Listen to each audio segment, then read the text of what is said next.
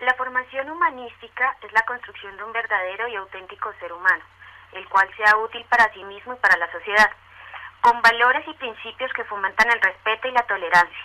Pero consternadamente, hoy en día las humanidades resultan poco atractivas, siendo consideradas como una formación anticuada y arcaica que no tiene nada que ver con la problemática y los dilemas éticos, políticos y sociales de nuestra época.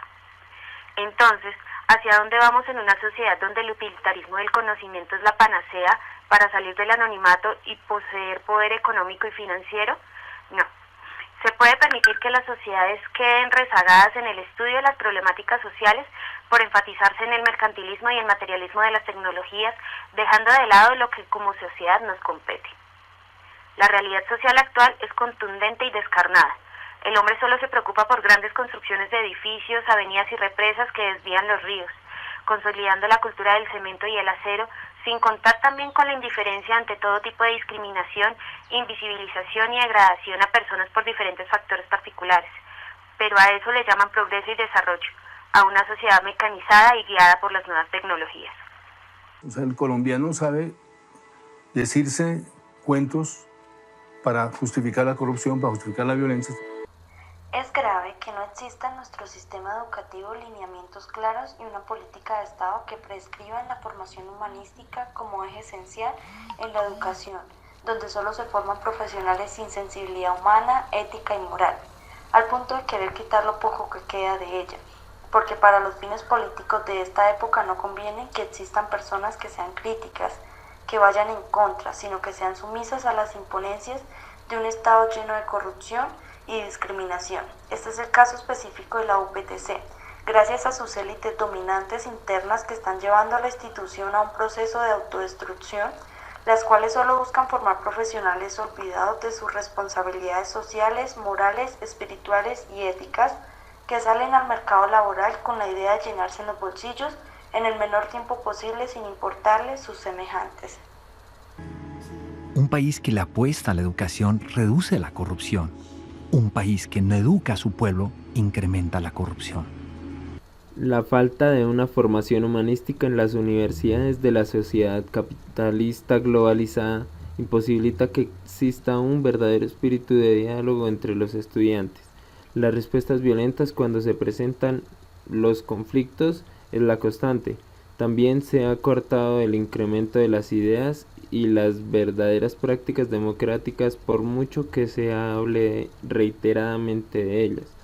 Las consecuencias de esta indiferencia social se ven representadas duramente en la comunidad de lesbianas, gays, bisexuales y transexuales, comunidad LGBT, y remontándonos específicamente al interior de la Universidad Pedagógica y Tecnológica, lo hemos considerado como una problemática de gran importancia, la cual abordaremos más profundamente con el propósito de analizar la situación real del colectivo y sus luchas. Bueno, es una comunidad más de las que tengo entendido que es muy excluida de la sociedad por los conflictos de intereses que tiene con la sociedad tradicionalista. Las sociedades son los que tienen que cambiar ese pensamiento mediático que tienen hacia ellos, dejar nosotros como sociedad, dejar de criticarlos tanto, dejar de acusarlos como de juzgarlos tanto. La sigla LGBT ha sido utilizada para describir corrientes, movimientos o eventos de reivindicación, solidaridad, movilización comunitaria o protesta. Las comunidades LGBT hacen referencia a las personas lesbianas, gay, bisexuales, transgénero. Hace alusión a diferentes aspectos de la sexualidad, la construcción de identidad de las personas y las formas en que las expresa. El término lesbiana identifica a una mujer que tiene una atracción emocional, romántica y sexual hacia otras mujeres. Por otro lado, el término gay hace referencia a un hombre que tiene una atracción emocional, romántica y sexual hacia otra persona del mismo género, y conocidos también como homosexuales. El ser bisexual es conocido como un hombre o una mujer que tiene una atracción emocional, romántica y sexual hacia otras personas de ambos géneros. Transgénero es un término general que describe a la persona cuyo sexo mental o identidad de género, el sentido interno de ser hombre o mujer, es diferente del sexo asignado por el médico al nacer. El sexo está determinado por varios factores. El más importante es la información en el cerebro o el sexo mental. Las transiciones de género hacen énfasis en cambiar el cuerpo para que se alinee con la mente, porque la información en el cerebro no cambia. La identidad de género es innata. Las personas no apegadas a los estereotipos de género son personas cuyas expresiones de género, incluidos sus comportamientos o apariencias, difieren de las expectativas sociales sobre los roles del sexo asignado a ellos y ellas al nacer. Todos tenemos unos derechos, todos los ciudadanos colombianos tenemos unos derechos independientemente de lo que seamos, y eso es lo que hace falta, que la gente nos reconozca por lo que somos. La Constitución Política Colombiana, en el artículo 16, expone que todas las personas tienen derecho al libre desarrollo de su personalidad, sin más limitaciones que las que imponen los derechos de los demás y el orden jurídico. Esto implica que los miembros de la comunidad LGBTI cuenten con tal derecho. Además, existe la Ley Antidiscriminación, Ley 1482 de 2011. Reformas hay bastantes ahorita, pues, con aquello de la protección a minorías ha salido muchísimo, pero lo que pasa es que no se ha conocido o no se ha hecho público, más bien, o no se ha hecho una buena gestión de divulgación ante la población, ante este tipo de poblaciones. La comunidad LGBTI ha pasado por unos procesos de evolución y transformación que han permitido que se establezcan y tomen posición frente a la desigualdad que a lo largo del tiempo aún se mantiene. Colombia, que es un país en vías de desarrollo, en términos económicos, industriales y políticos, tiene cierto atraso a comparación de varios países del mundo en su contexto humano y social, ya que por las estigmatizaciones, las creencias religiosas, las clases sociales, la inestabilidad gubernamental y la represión hacia las orientaciones sexuales e identidades de género interfieren y dificultan que dicha comunidad logre avances en la defensa de sus derechos individuales. En Colombia ya hasta ahorita otra vez están tocando esos temas, que es algo muy importante, la verdad. Yo considero que ese tema se debe tocar en cualquier espacio. En Boyacá, en específico, ahorita en Tunja ya tiene una política pública de la comunidad LGBT, que eso ya es un avance impresionante. Me parece súper importante que la universidad tenga inclusión de esta comunidad. Las investigaciones sobre la comunidad LGBTI iniciaron en Berlín en 1899, las cuales fueron interrumpidas en la era nazi en 1933, para posteriormente reanudarse en Estados Unidos en 1950. En la antigua cultura helénica no importaba o se diferenciaba el deseo sexual del sexo biológico de quienes lo practicaban, sino de cómo se adaptaba dicho deseo a las normas sociales, las cuales se basaban principalmente en género, edad y estatus social, los cuales estaban asociados a la masculinidad, en la cual en el caso femenino sería considerado como ignominioso y vergonzoso. A partir de esta postura, el tratadista francés Michel Foucault sostuvo en una concepción de género la teoría queer, en la cual concebía que la orientación e identidad sexual son el resultado de construcciones sociales. En la antigua Grecia las relaciones homoeróticas eran comunes, pero en el género masculino, puesto que entre mujeres tenían reprobación y censura social alta. En Roma las relaciones entre hombres eran duramente castigadas por una ley denominada Ley Escantinia, pero eran admitidas con esclavos, prácticas que más adelante serían aceptadas. Más adelante, con la llegada del cristianismo al poder, todas estas prácticas caerían, convirtiéndose la práctica homosexual en un tabú, cuando Teodosio I creó una ley prohibiéndola y condenándola a pena de muerte. Con la Iglesia al poder, los tabús y estereotipos se acentuaron, llegando a ser aceptada la persecución inhumana, haciendo que se condenaran las relaciones homoeróticas como pecado nefando y delito de sodomía por delitos contra natura.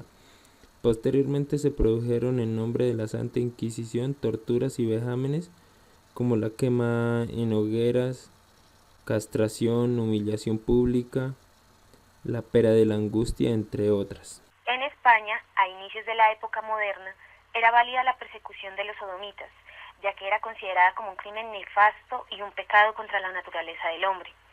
Ello se acentuó para 1497, donde luego aumentaron las sentencias y penas a sospechosos de sodomía, inspiradas en la 70 partida, que establecía que la sodomía era un pecado contra la naturaleza cometido entre hombres, pensando que este mal provenía de Sodoma y Gomorra.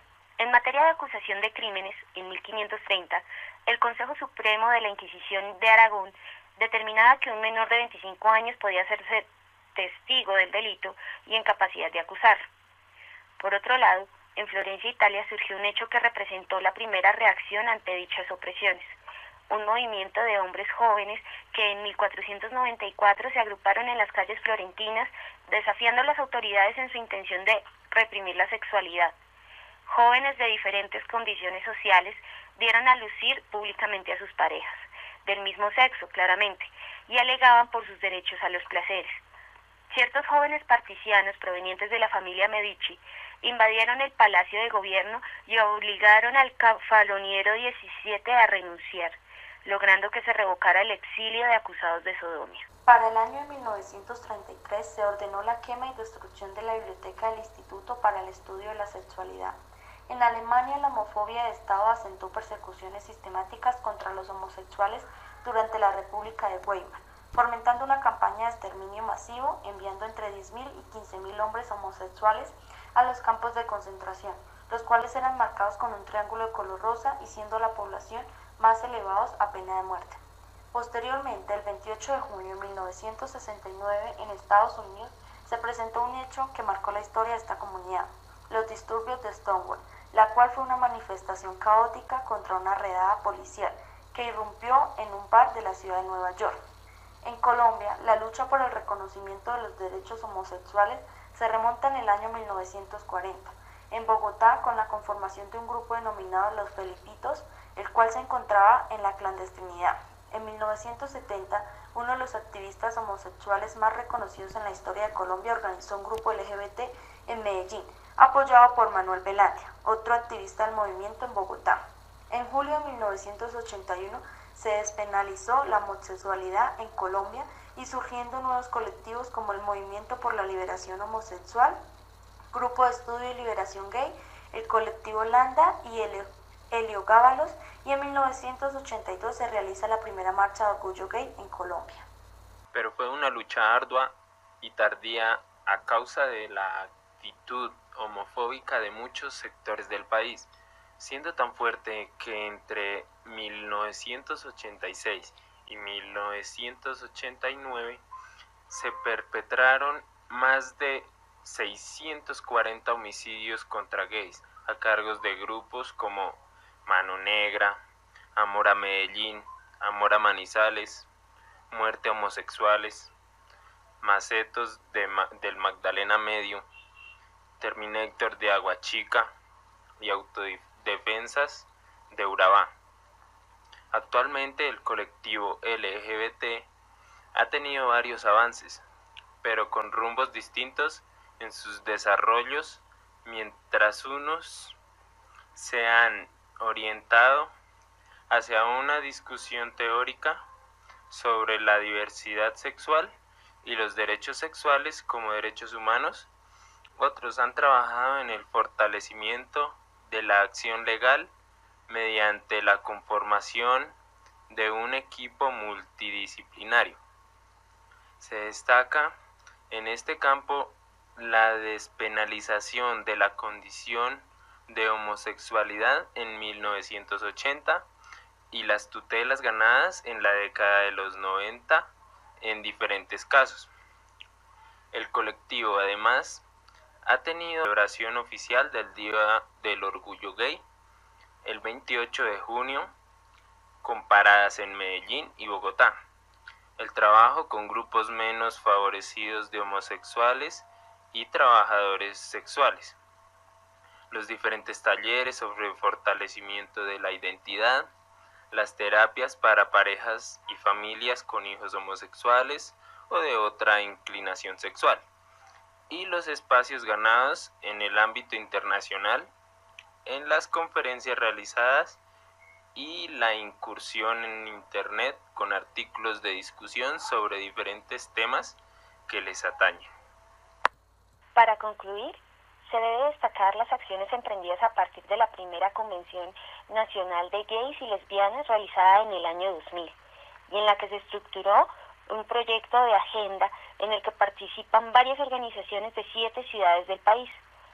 Este proyecto tiene entre sus objetivos la visibilización de la población LGBTI a través de las acciones sociales y a través de hechos inmediatos que están en la vinculación a diferentes proyectos, entre los que se encuentra Planeta Paz y la conformación de equipos de trabajo con personas homosexuales anónimas, expertas en determinados temas, economía, política, cultura, etc., y así formular propuestas al país o con respecto al proceso de paz. Al interior de la universidad no se ha desarrollado un modelo de protección, defensa y apoyo de la comunidad LGBTI, la cual pasa por varios desafíos, al no sentirse protegida ante casos de discriminación, y por lo tanto sus expresiones son mínimas.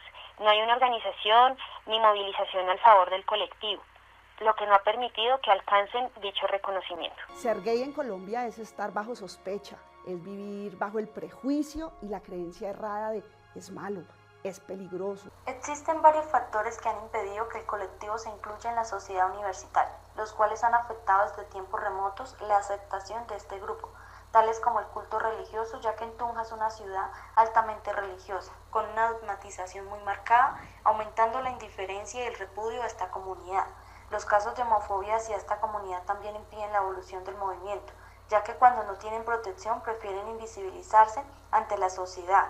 Además, la falta de interés por parte del bienestar universitario de la Universidad Pedagógica y Tecnológica de Colombia al no apoyar y ayudar a generar mayor inclusión de los sujetos. No les reconocen sus derechos y permiten que se expresen en su amplitud.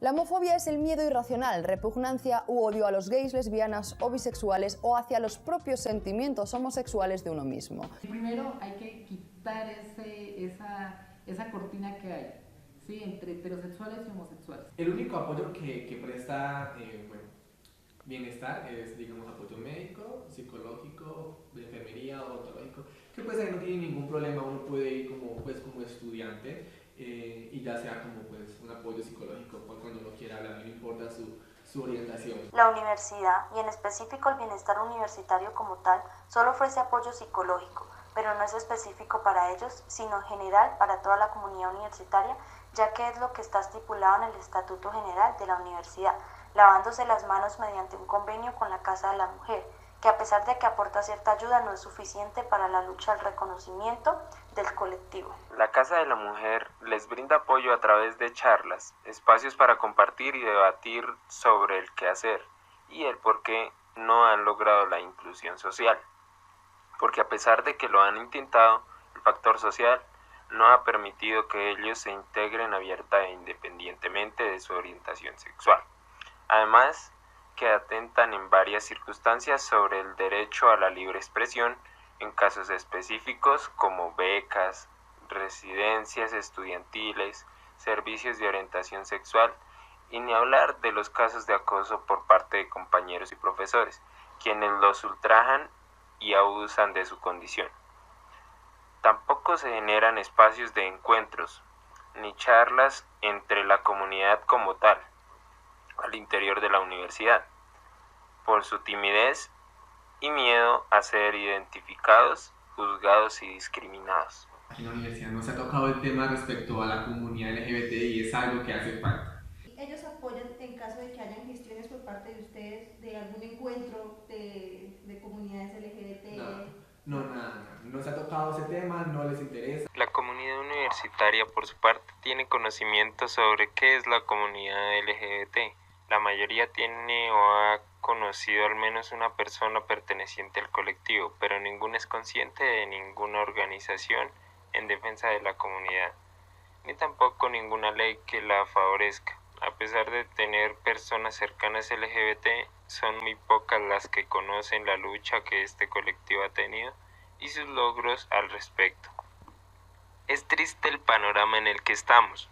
Una universidad sin autonomía, sin democracia y, para poner peor la situación, una universidad indiferente a todos los casos de abuso y denigración hacia las personas de distinta orientación sexual, las cuales no son consideradas como personas iguales. Lo que hay que hacer es quitar ese imaginario y a partir de eso crear una cultura de aceptación.